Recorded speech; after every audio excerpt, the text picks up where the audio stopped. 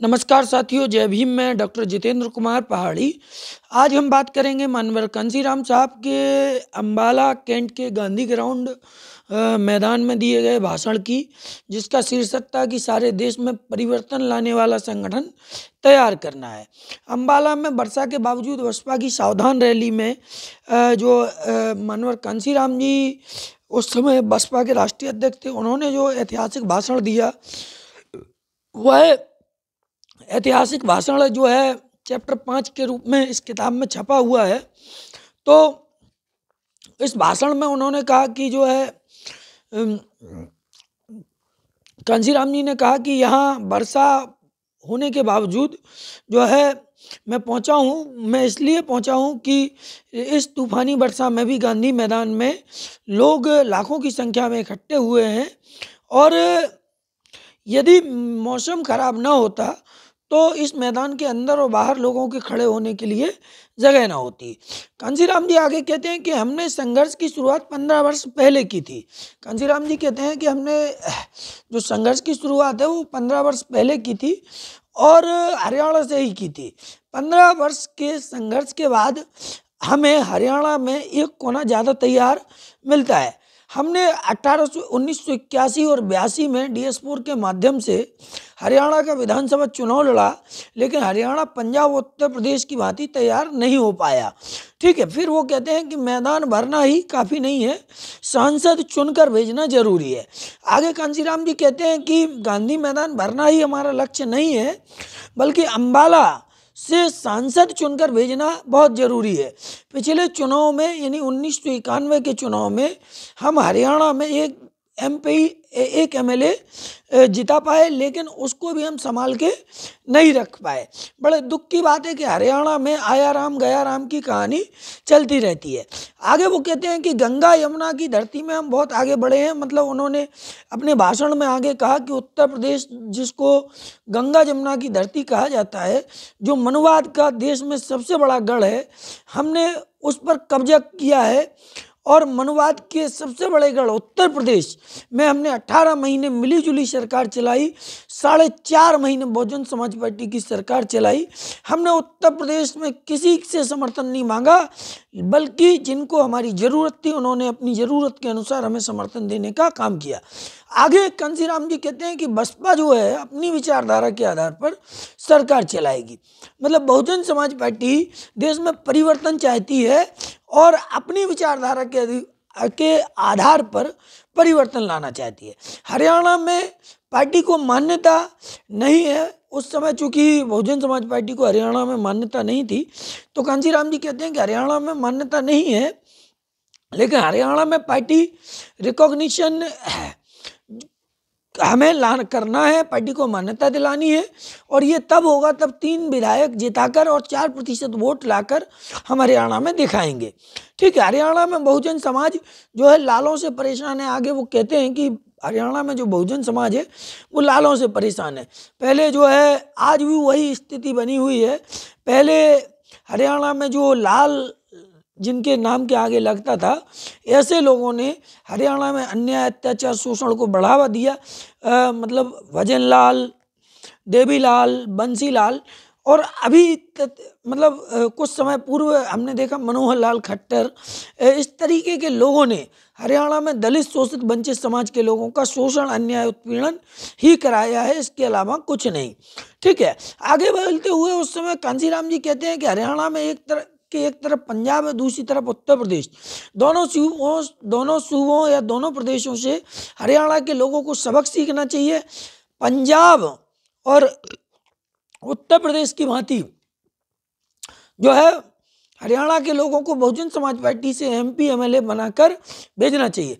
नागरा को मुख्यमंत्री बनाना ही हमारा लक्ष्य नहीं है। आगे वो कहते हैं कि नागरा को मुख्यमंत्री बनाने की बात तो हम लोग कह रहे हैं, नागरा को मुख्यमंत्री बनाने से लक्ष्य पूरा नहीं होगा। आप इस क्षेत्र से एक सांसद, 3 विधायक और जिताकर भेजो और 4% वोट जो है दिलाओ, पार्टी को मान्यता मिलेगी, तब हमारा लक्ष्य पूरा होगा। आगे वो कहते हैं कि इरादा अगर पक्का हो तो लक्ष्य पूरा कर सकते हैं। मानव कांशीराम जी गंभीर शब्दों में आगे कहते हैं कि यदि आपका इरादा जो है वो पक्का है तो लक्ष्य भी पूरा किया जा सकता है। जो लोग इस मैदान में पहुंचे वही इस लक्ष्य को पूरा करने की सामर्थ्य रखते हैं।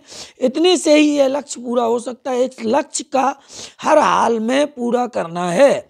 ठीक है, पंजाब, उत्तर प्रदेश, मध्य प्रदेश में पार्टी पहले से ही मान्यता प्राप्त कर चुकी है, लेकिन राष्ट्रीय मान्यता प्राप्त करने के लिए हमें हरियाणा से MP MLA जिताकर भेजना होगा, तभी जो है हमारा लक्ष्य पूरा होगा। सारे देश में परिवर्तन वाला संगठन हमें तैयार करना है। ऐसा कांशीराम जी कहते हैं कि शक्ति का जो प्रदर्शन किया है उससे हमें खुशी है, तसल्ली है, लेकिन हमें आने वाले समय में जो है अपने पूरे देश में जो है सारे देश में परिवर्तन वाला संगठन तैयार करना है।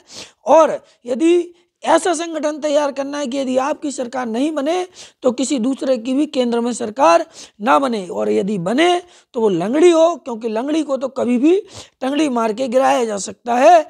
दो पैरों वाली सरकार जो बने वो हमारी बने, बहुजन समाज पार्टी की बने, और ऐसे मौके आपको मिलेंगे। उत्तर प्रदेश में कांग्रेस नाम मात्र की पार्टी बनकर रह गई है। आगे कांशीराम जी कहते हैं कि उत्तर प्रदेश में कांग्रेस नाम मात्र की पार्टी है। जो लोग उससे जुड़े थे वो धीरे धीरे टूटकर बहुजन समाज पार्टी में आ रहे हैं। हमने जो है पिछड़े वर्ग के लोगों को, जब से बहुजन समाज पार्टी 1984 से जब से बनी है, तब से हमने गड़रिया, नाई, धोबी, गुर्जर, सैनी और अन्य पिछड़ी जातियों की बात को आगे बढ़ाया है। 1989 में बहुजन समाज पार्टी ने उत्तर प्रदेश में 14 टिकटों पर पिछड़े समाज के लोगों को लड़ाया, जिनमें से 2 विधायक जीत के आए, एक कुमार समाज से और एक गड़रिया समाज से। 1991 में 22 टिकटें बहुजन समाज पार्टी ने दी, जिनमें से 4 चुनाव जीत कर आए, और जब बसपा की सरकार बनी तो 11 विधायक थे और 11 के 11 को मंत्री बनाया, और जो 12वां था वो गुर्जर समाज का कोई विधायक जीत के नहीं आया था। तो जो है बसपा के पुराने कार्यकर्ता चौधरी जगबीर सिंह गुर्जर को MLC बनाकर मंत्री बनाया। ठीक है, तो ये उत्तर प्रदेश में जो बहुजन समाज पार्टी है उसने पिछड़ों को हक देने का काम किया। आगे कांशीराम जी कहते हैं कि जिस समाज की शासन प्रशासन में हिस्सेदारी नहीं होती वो समाज गुलाम बनकर रह जाता है, गुलाम बनकर रह जाता है। मानवर कांशीराम जी कहते हैं कि जिस समाज की शासन प्रशासन में हिस्सेदारी नहीं होती वह समाज दूसरों का गुलाम बनकर रह जाता है। उत्तर प्रदेश में 26% वोट बैंक अनुसूचित जातियों का, 26% वोट बैंक पिछड़े वर्ग का है तथा 18% वोट बैंक मुस्लिम समाज का है। इस तरीके से 70% वोट बैंक बहुजन समाज का है, जो बहुजन समाज पार्टी के पाले में आ सकता है। हमारा वोट वही पर जाएगा जो BJP को हराएगा, ऐसा मुसलमानों का नारा होता है, और हरियाणा में पिछड़ों को पीछे नहीं रहने दिया जाएगा। ये हम कहते हैं। यदि आपकी बात आगे नहीं बढ़ रही है तो आप सीधा संपर्क करें, ऐसी बात कांशीराम जी कहते हुए अपने भाषण को ख़त्म करते हैं। साथियों, अभी चूँकि 2024 का इलेक्शन हुआ है लोकसभा का, तो उस लोकसभा के इलेक्शन में